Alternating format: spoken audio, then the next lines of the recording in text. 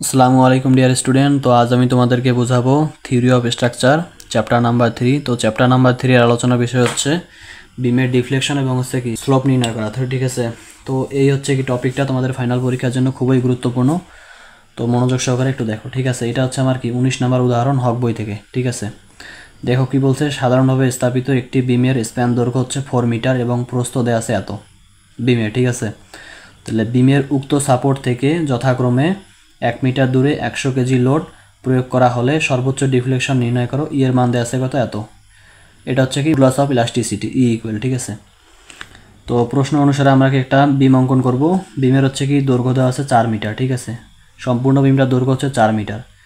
এরপর একটা কথা বলছে, বিমের উভয় সাপোর্ট থেকে যথাক্রমে 1 মিটার দূরে। ঠিক আছে, এইটা হচ্ছে আমার কি একটা বিমের সাপোর্ট, এইটা একটা সাপোর্ট। ঠিক আছে, বলছে কি উভয় সাপোর্ট থেকে মানে দুই সাপোর্ট থেকে 1 মিটার দূরে করে, এখান থেকে 1 মিটার দূরে, এখান থেকে 1 মিটার দূরে করে 100 কেজি লোড দিতে হবে। এখান থেকে 1 মিটার দূরে 100 কেজি লোড, এখান থেকে 1 মিটার দূরে 100 কেজি লোড। তাহলে আমার মাঝের দূরত্বটা কত থাকবে, 2 মিটার। ঠিক আছে, তো বিমটা হচ্ছে কি মিলে গেল। এখন হচ্ছে দেখো, এখান থেকে একটা হচ্ছে কি শেয়ার ফোর্স ডায়াগ্রাম অঙ্কন করতে হবে, একটা হচ্ছে কি বেন্ডিং মোমেন্ট ডায়াগ্রাম অঙ্কন করতে হবে। তো শেয়ার ফোর্সের ক্ষেত্রে দেখো কি একটা হচ্ছে কি রেফারেন্স লাইন দিব নিচে, এরপর হচ্ছে কি সাপোর্টের নিচে নিচে একটা লাইন টানবো, পয়েন্ট লোডের নিচে নিচে একটা লাইন টানবো, তারপর হচ্ছে কি এই মাঝামাঝি একটা লাইন টানতে পারো, এরপর হচ্ছে এই পয়েন্ট লোডের নিচে নিচে একটা লাইন টানবো, এই সাপোর্টের নিচে নিচে একটা লাইন টানবো। ঠিক আছে, এখানে হচ্ছে 0, এটা হচ্ছে কত 0। ঠিক আছে, তো যেহেতু লোডটা নিচের দিকে কাজ করতেছে, এই পয়েন্ট থেকে লোডটা নিচের দিকে কাজ করতেছে, তাই হচ্ছে কি এটা নিচের দিকে নেমে আসবে রেখাটা। ঠিক আছে, তো এইখান থেকে এখানে হচ্ছে কি কোনো লোড নাই। ঠিক আছে, সেজন্য এটাকে সোজা যাবে। ঠিক আছে, আবার দেখো এইখান থেকে এখানে কি লোড নিচের দিকে কাজ করতেছে, এই জন্য এখান থেকে এটা নিচের দিকে আসবে। এটা হচ্ছে আমার কি শেয়ার ফোর্স ডায়াগ্রামগুলো এসএফডি। এখন হচ্ছে কি বিএমডি যদি আসি, বিএমডি সেমভাবে একটা রেফারেন্স লাইন দিবা, দাগগুলোতে ওকে নিয়ে দিয়েছো। এখন হচ্ছে কি দেখো, এটা হচ্ছে কি 0, এটা হচ্ছে কি 0। ঠিক আছে, দুইটা প্রান্ত। এখন হচ্ছে দেখো, এই সেকশনটা যদি আমরা উপরের দিকে কল্পনা করি, তাহলে হচ্ছে দেখো এখান থেকে এটা যদি উপরের দিকে গেছে, নিচের দিকে আসছে, এটা হচ্ছে কি উপরের দিকে দিলাম। এইখান থেকে এইখানে কোনো লোড নাই, এই জন্য একটা সোজাই দিলাম। এইখান থেকে এইখানে একটা কি নিচের দিকে গেছে, এটা নিচের দিকে দিলাম। ঠিক আছে, এখন দেখো এই সেকশনটা আমরা যদি একটা দুই ভাগে পৃথক করি, ঠিক আছে, তাহলে আমরা কি এই দিকে যদি মান বার করলে যেটা আসবে, এই দিকের মান বের করলেও একই মান আসবে। ঠিক আছে, সেজন্য আমরা কি যে কোনো একটা পাশের মান বের করব। ঠিক আছে, তো আমরা হচ্ছে কি এই সেটটার যদি মান বের করি, এখানে হচ্ছে কয়টা সেকশন দিলে পাওয়া যায়, এটা আলাদা করলে এখানে একটা সেকশন পাওয়া যায়, এখানে একটা সেকশন পাওয়া যায়। এটা হচ্ছে 1 নম্বর সেকশন, এটা হচ্ছে 2 নম্বর সেকশন। ঠিক আছে, তো আমার কি চিত্রের কাজ শেষ। এখন হচ্ছে আমার কি জানতে হবে যে আমার ডিফ্লেকশন নির্ণয়ের সূত্রটা কি। তো হচ্ছে ম্যাটটার জন্য ডিফ্লেকশন নির্ণয়ের সূত্র হচ্ছে AM1, ঠিক আছে, ইন্টু এক্স বার প্লাস হচ্ছে AM2 into x bar by হচ্ছে কি EI। তো এখন হচ্ছে আমার কি সর্বপ্রথম কাজ হচ্ছে কি, এইটা হচ্ছে আমার 1 সেকশন, এটা হচ্ছে 2 সেকশন। ঠিক আছে, এই দুইটার কাজ করতে হবে। ঠিক আছে, তো এখন হচ্ছে কি দেখো, AM1 হচ্ছে আমার কি, এটা হচ্ছে কি ক্ষেত্রফল, এই সেকশনটার ক্ষেত্রফল। তো দেখো AM1 ইকুয়াল কি লেখা যায়, আমরা জানি একটা ত্রিভুজের ক্ষেত্রফল সমান কি লেখা যায়, half into B into H. ঠিক আছে, তো হাফ ইন্টু বি এর মান হচ্ছে কত, দেখো এখানে এটা হচ্ছে কি 1 মিটার, এর দৈর্ঘ্য কত 1 মিটার। তো মিটারকে তো আর মিটারে দেখা যাবে না, সেন্টিমিটার নিতে হবে। ঠিক আছে, কারণ আমার ডিফ্লেকশনের মানটা সেন্টিমিটারে করতে হবে। ঠিক আছে, এর জন্য কি 1কে সেন্টিমিটার নিলে কত হয়, 100 হয়। ঠিক আছে, ইন্টু হচ্ছে এটা কি এইচের মান, এইচের মানটা এখানে আমার সাধারণত মোমেন্ট হবে। ঠিক আছে, তো মোমেন্ট এখানে কেমনে বের করবো, দেখো আমরা জানি সাধারণভাবে স্থাপিত বিমে যদি পয়েন্ট লোড থাকে, তাহলে তার হচ্ছে মোমেন্ট ইকুয়াল কি লেখা যায়, M equal P into L.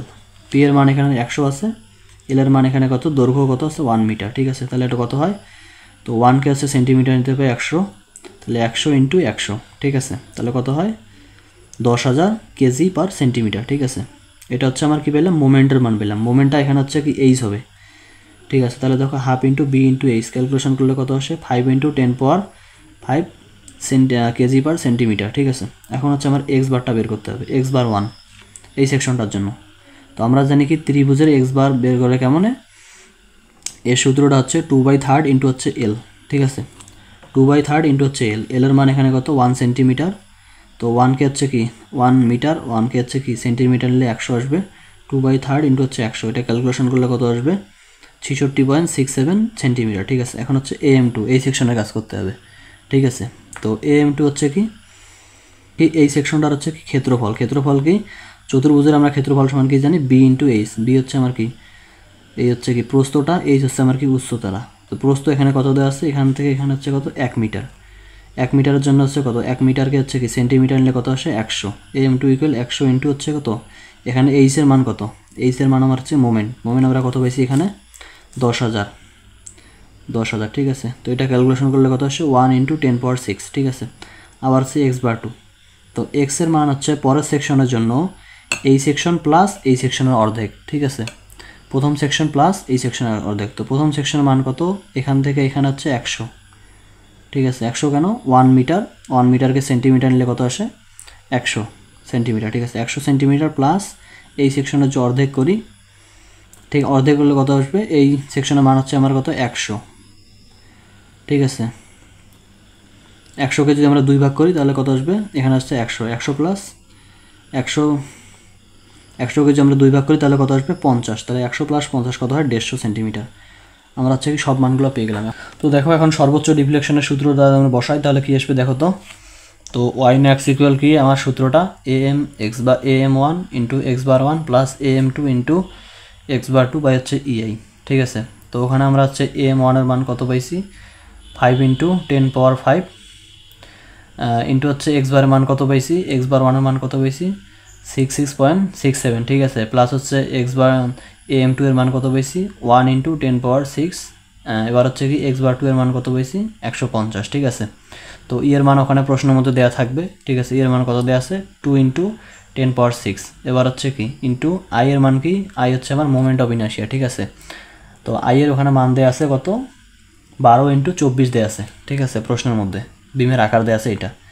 তো আমরা জানি কি আয়তকার সেকশনের জন্য তো moment of inertia equal moment of inertia I equal BD cube by হচ্ছে 12। ঠিক আছে, তো বি ইন্টু বি হচ্ছে 12, ডি হচ্ছে কত 24 কিউব বাই হচ্ছে 12। এটা ক্যালকুলেশন করলে কত আসে 13,824 সেন্টিমিটার পাওয়ার 4। সেন্টিমিটার পাওয়ার 4 কেন, তো আমরা জানি কি মোমেন্ট অফ ইনার্শিয়ার একক হচ্ছে সেন্টিমিটার পাওয়ার 4 করতে হয়। ঠিক আছে, তো এটা বসাইলাম, এর মান তাহলে কত আসলো, ডিফ্লেকশনের মানটা তাহলে কত আসলো এত 0.00663 সেন্টিমিটার। ঠিক আছে, অ্যান্সার।